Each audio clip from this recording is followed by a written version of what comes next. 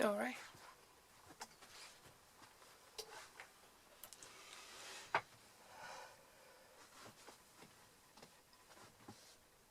You mean over from the beginning or just this paragraph?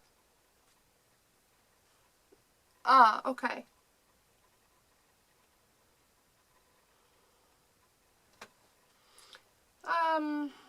I start over, okay.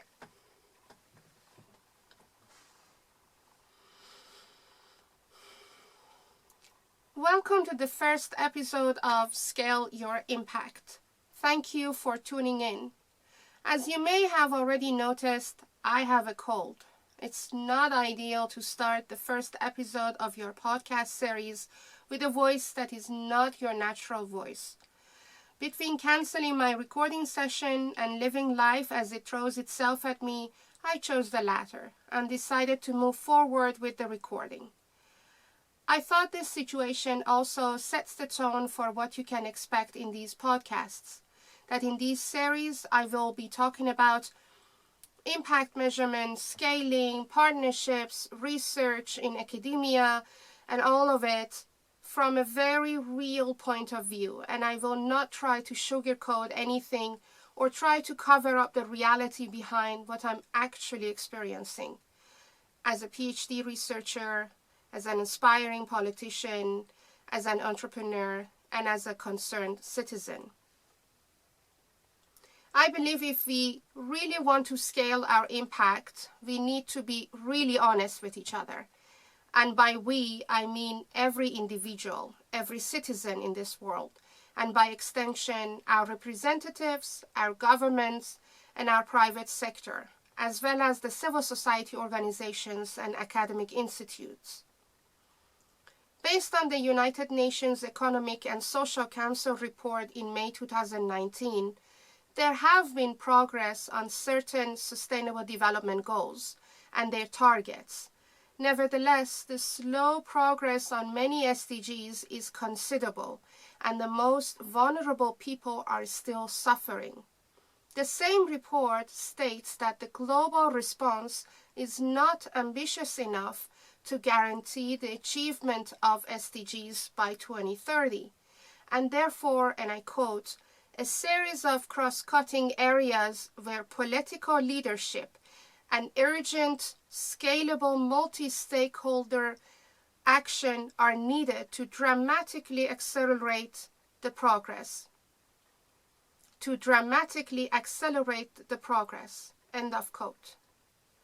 We all heard stories about how companies have covered up their oil spills, or how our governments have overlooked evidences on disastrous warnings, or how civil society organizations have violated basic human rights in countries they deliver their services.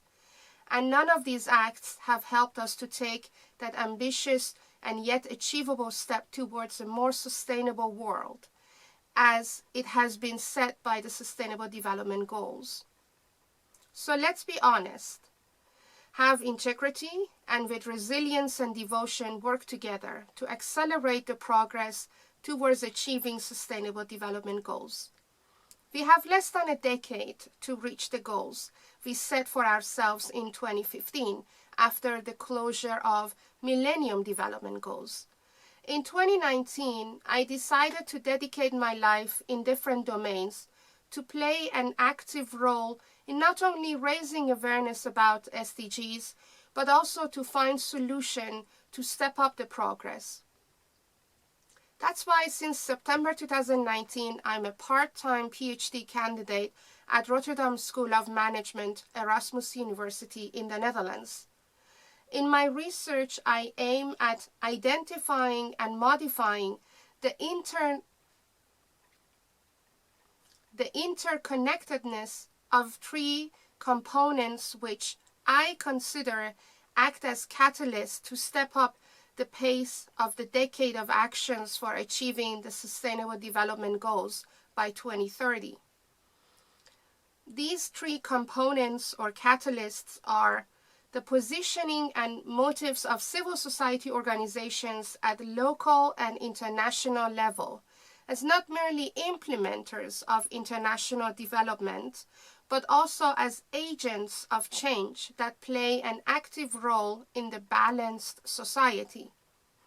Number 2, the effect and configuration of cross-sector partnerships between the three components of a balanced society, which are the market, the government, and the civil society, for not only accelerating the pace of international development, but also to make it lasting and truly sustainable. And number 3, the impact of applying the complexity-sensitive theory of change to be intended. And number 3, the impact of applying the complexity-sensitive theory of change to the intended international development that not only includes an alignment between the complexity of the problem and the complexity of the solution, but also the complexity of the changing context. The general problem that I attempt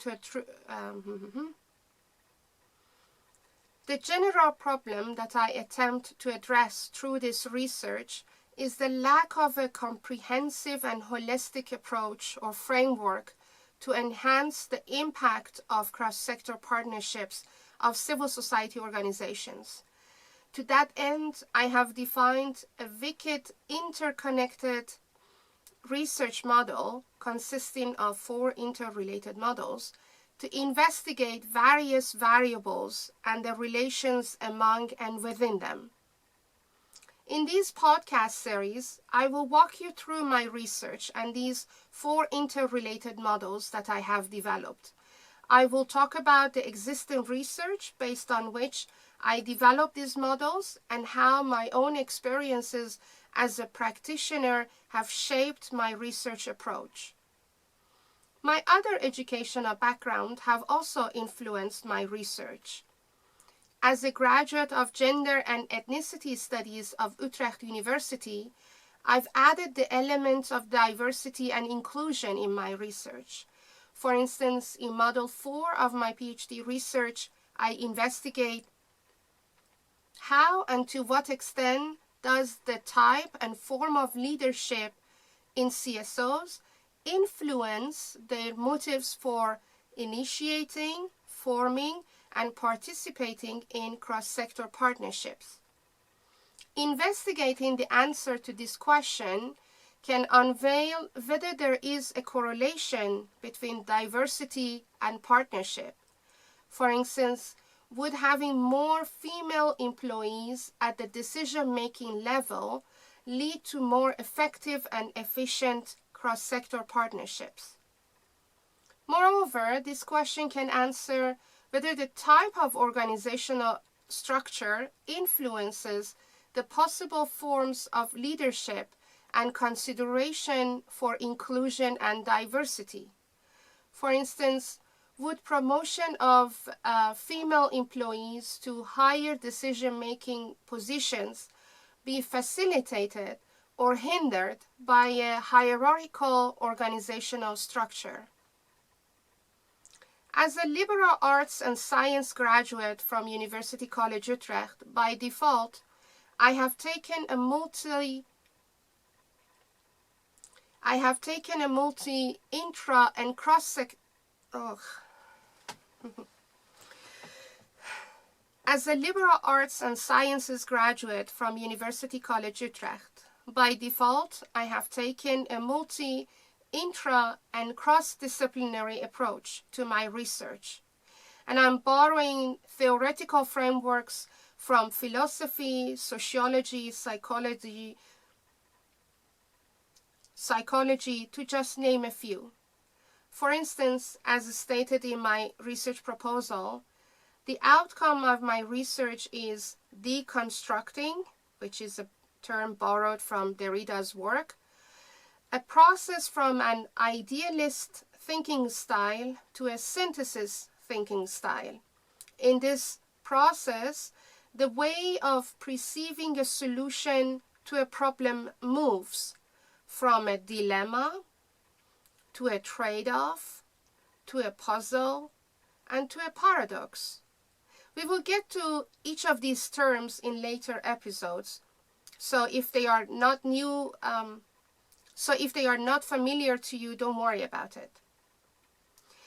And as a graduate of applied mathematics in computer sciences, I feel quite at home using microeconomics and programming to run QCA analysis on my data. You will hear more a lot about this in later episodes. In other episodes, I will also delve deeper in my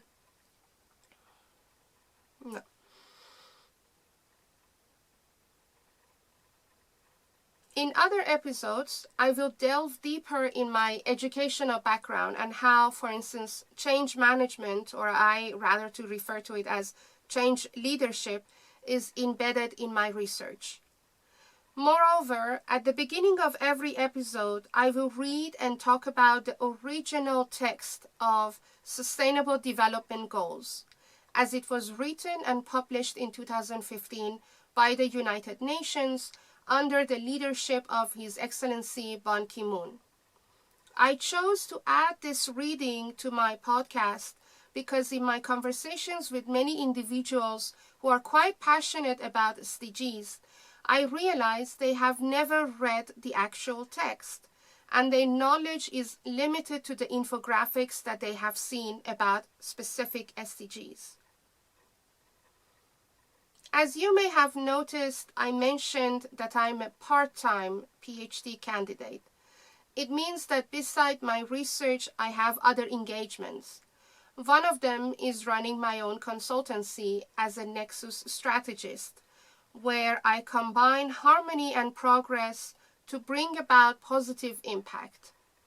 I developed this concept because I have a vision, call it a dream, if you will. And that dream is that I want to live in a world with true personal freedom of choice, equality of opportunity, and the ability for people to thrive, which is balanced with a personal responsibility to contribute to the collective good. I believe this world is possible by taking an integrated Nexus approach to challenges and opportunities that focuses not merely on individual components, but also takes the interrelatedness and interdependencies of the entire system into consideration, so as to reduce trade-offs and create and leverage synergies. That's why through Nexus strategies, I bring back balance, harmony. That's why through Nexus strategies, I bring back balance and harmony to the That's why through Nexus strategies, I bring back balance and harmony to the context in which we operate and apply change leadership to build a coalition of unlikely allies to collectively develop a pragmatic strategy. Sounds intriguing? I will share more about it in a later episode. I will share more about all these in later episodes. Of course, there are other elements that I'm engaged with beside my research and consultancy. I'm also a mother, an equal partner, an aspiring politician, and a fundraiser. You can hear or read about all of this if you sign up for my thematic newsletters. You can do this by going to my website, somayedehban.com/newsletters. I'm done.